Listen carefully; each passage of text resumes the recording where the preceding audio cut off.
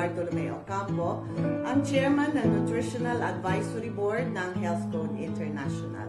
Tungkulin ko po bilang doktor ng kumpanya ang umikot Luzon, Visayas at Mindanao upang ipaalam sa lahat ng Pilipino na may remedyo pala ang ating mga problema sa kalusugan. Naturuan kaming mga doktor na sa bawat sakit o simptomas, may katapat na tabletas. Halimbawa, kung ikaw mataas ang blood sugar, may gamot sa diabetes. Mataas ang iyong blood pressure, may gamot sa high blood. Kung masakit ang iyong mga kasukasuan, may pain reliever. Kung ikaw may asthma, may gamot sa asthma. Pero bakit kaya napakaraming mga pasyenteng umiinom ng mga tabletas pero pabalik-balik ang kanilang mga sakit? Ayon kay Dr. Linus Pauling, nung kanyang sinabi, lahat daw ng ating mga karamdaman, iisa lamang daw ang dahilan, ang kakulangan sa minerals. Kung iisipin po natin, katulad ng goiter, kakulangan sa iodine, anemia, kakulangan sa iron, osteoporosis, kakulangan lang daw sa calcium. Totoo po yun. Ang sakit na osteoarthritis ay napakaraming mga pasyente nang nararamdaman. Kung nakikita po ninyo ang dalawang butong ito na matigas, sa pagitan nila ay ang cartilage o malambot na buto. Ito ay nagsisilbing unan o kaya cushion upang hindi mag-umpugan ang dalawang matigas na buto.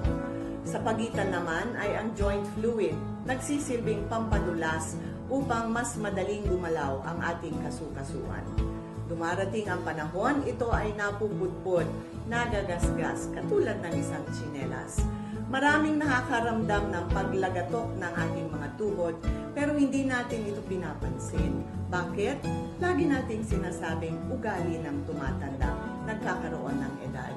Dahil sa tagal ng panahon, hindi natin nabibigyan ng lunas, dumarating ang mga komplikasyon katulad ng pamamaga, pagkirot, kung minsan, dumarating ang araw, hindi na tayo makagalaw. Ang unang solusyon ng ating ginagawa, bumibili ng pain reliever. Marami sa atin inom ng mga tabletas, pantanggal ng kirot. Pero ano po ang nangyayari? Pansamantalang lunas lamang. Hanggang sa dumarating na lumalala ang mga karamdaman. Katulad po na nangyari sa isang teacher na ito sa Bukod Elementary School. Ito po ay sakit niya ng 4 na taon at pang-5 doktor na rin niya ako. Tuwing pumupunta sa isang doktor, binibigyan siya ng pain reliever at pangpababa ng uric acid. Iniinom niya ito pero pagkaraan ng 1 linggo, bumabalik ang kirot at pamamaga. Ang aking binigay, walang iba kung hindi ang ating purong 100% natural na cell mineral drops o ating CMD.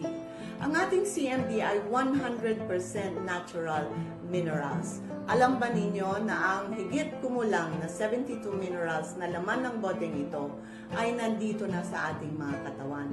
Mula tuktok hanggang talampakan, yan ang laman ng ating katawan. Ang inyong puso, hindi makagalaw kung walang minerals. Ang ating mga buto, hindi yan matigas o matibay kung walang mineral. Ang kuryente sa ating katawan, mula tuktok hanggang talampakan, dumadaloy lamang dahil sa minerals.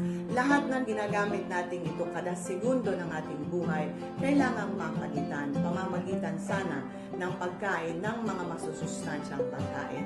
Pero dumating ang panahon na paubos na po ang minerals o sustansya ng ating mga kinakain araw-araw.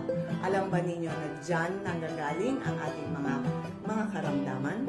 Katulad ng goiter, sabi nila kakulangan sa iodine. Katulad ng osteoporosis, kakulangan lang sa calcium. At ang ating anemia, kakulangan lang sa iron. Kung iisipin po natin, lahat lang pala ng mga sakit na ito ay kakulangan lamang sa mga minerals. Dito sa osteoarthritis na ito, hindi ko po siya binigyan ng gamot. Ang aking ginawa, pinayuhan ko lang siya na maghaplos 2 patak sa kanyang mga namamagang paa, 2 beses isang araw. At uminom, magpatak sa kanyang inumin hanggang 20 patak, umaga at saka gabi. Tumuloy ang pag-inom ng pasyente ito. Pagkaraan ng 3 linggo, gumaling yung kanyang osteoarthritis. Bakit kaya? Kung maalala natin, ang CMD ay hindi gamot. Ito po ay food supplement.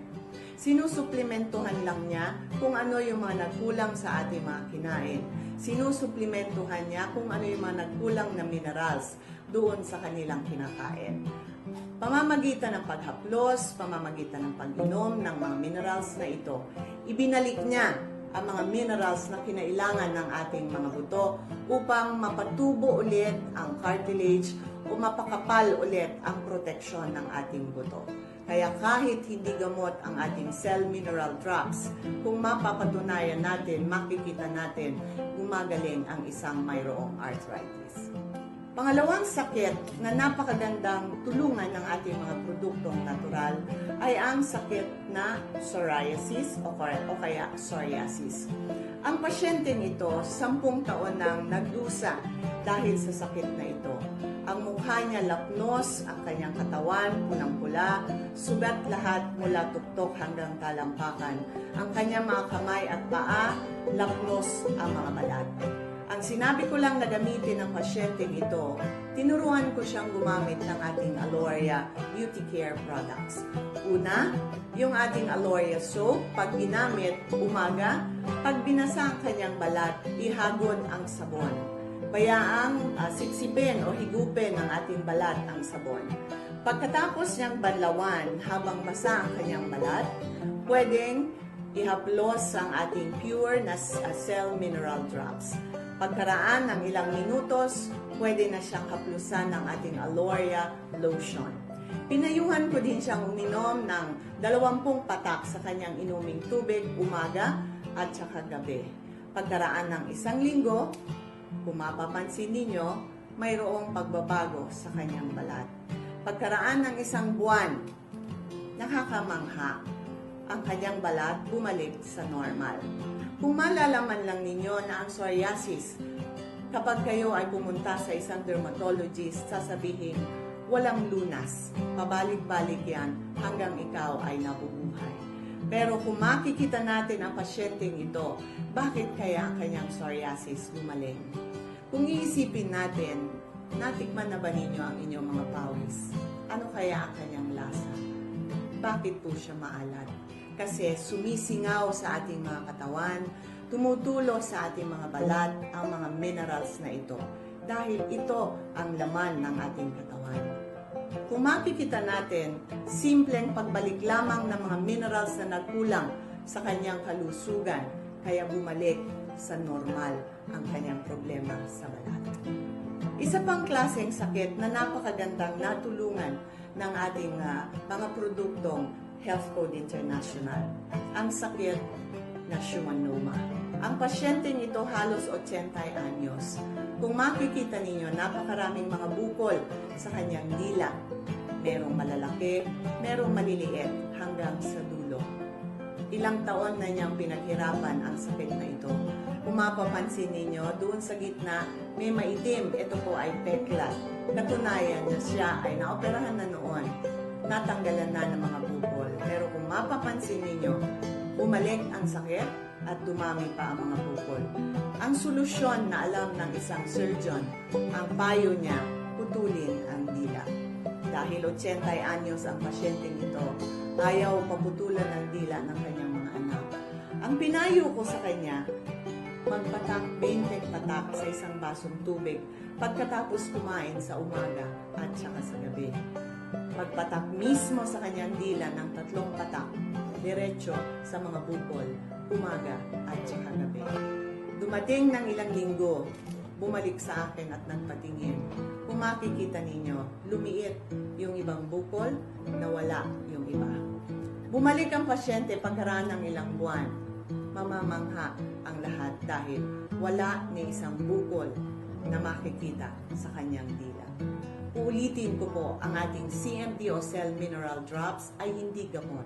Pero bakit kahit isang tumor pwedeng mawala dahil sa paggamit nito? Ang katawan po natin ay nabiyaya ng isang immune system. Ang katawan natin ay parang may mga sundalo na kayang puksain kung anumang mga mikrobyo, anumang tumor, o anumang mga bagay na hindi nararapat na nasa ating katawan. Kung malakas sana ang ating immune system, kung masustansya sana ang ating mga kinakain araw-araw, napakadali sanang puksain ang mga sakit na ito. Walang ibang ginawa ang pasyente ito kung hindi palakasin ang kanyang resistensya ng katawan at bahala na ang immune system. Dahil ang ating immune system may mga puting dugo, yung ating white blood cells. Sila po ang bahalang kumakain or nagtatanggal sa mga kung anumang dapat natanggalin sa ating katawan. So, huwag kayong magtaka kung bakit mismo isang tumor ay kayang mawala sa paggamit lang ng ating cell mineral drugs. Isang pasyente na napaso, nabuhusan ng isang kumukulong tubig. Isang linggo, hindi nagpatingin sa doktor. Kung mapapansin ninyo, magang-maga ang kanyang mga paa, nangingitim ang blister sa kanyang paa. Hindi nagpunta sa doktor, pinabayaan niya hanggang nakarating siya sa akin. Wala akong ibang ipinayo kung hindi haplusan ng CMD ang kanyang mga namamagang paa. Uminom 20 patak, umaga at saka gabi, hinalo sa kanyang ininom na tubig. Pagkaraan ng isang linggo, bumalik ang pasyente. Nawala ang pamamaga, nawala ang infeksyon. Palakasin ang resistensya ng inyong katawan.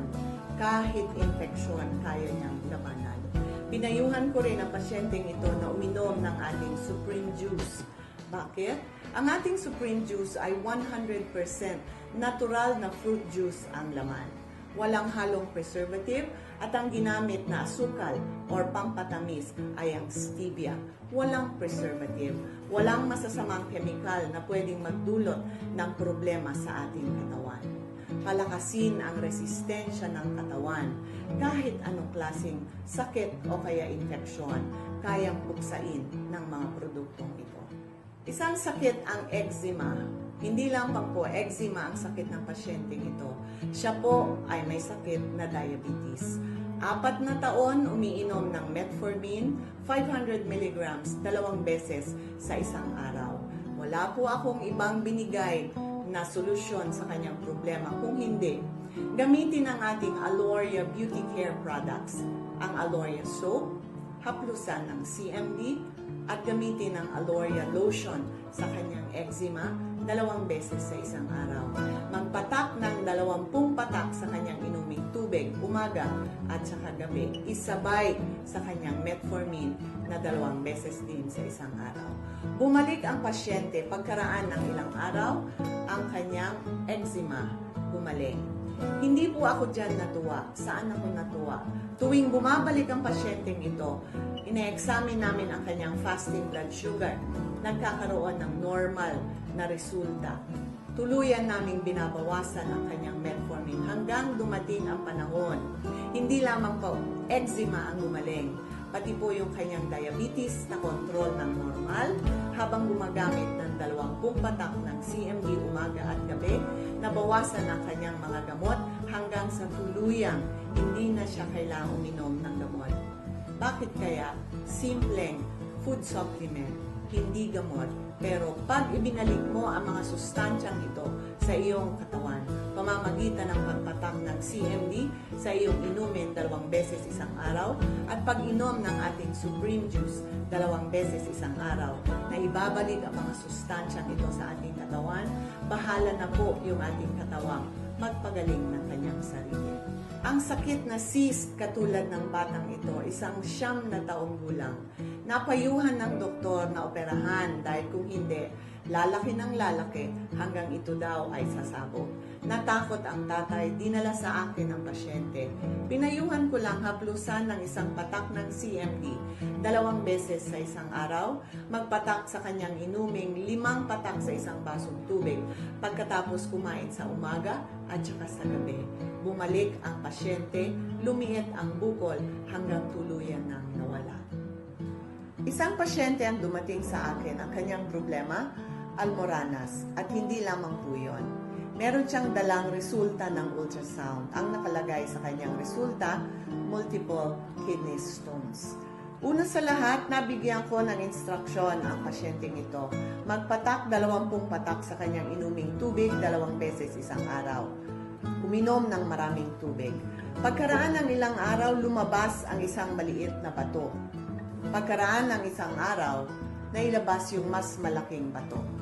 Katunayan po niyan, hindi natin namamalayan, unti-unting meron tayong mga nailalabas na maliliit na bato. Tulungan po lang natin yung ating katawang maglabas sa mga batong ito. Kapag mas maliit kesa 1 cm ang bato, kaya ng katawang ilabas. Kung iisipin natin, lahat ng mga sakit na ito nanggagaling lang pala sa iisang problema, ang kakulangan ng minerals sa ating mga kinakain araw-araw. Tama yung sinabi ni Dr. Linus Pauling nung kanyang sinabi, lahat daw ng problema sa ating kalusugan ay kakulangan lang daw sa minerals sa ating mga kinakain sa panahong ito.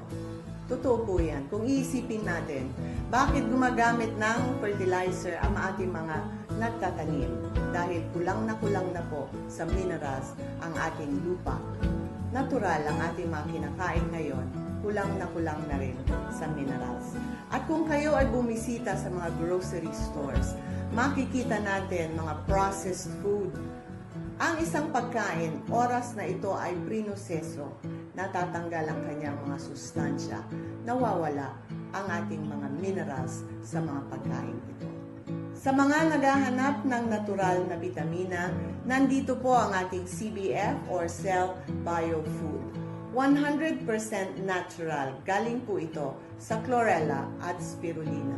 Sila po ay mga blue-green algae microscopic plants, nagtataglay ng natural na protina at mga bitamina at minerals.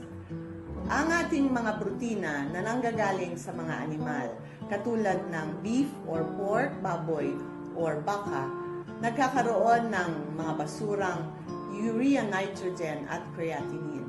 Ang protina sa ating chlorella at spirulina ay 15 times higher than beef, pero sila po ay walang basurang na ilalabas.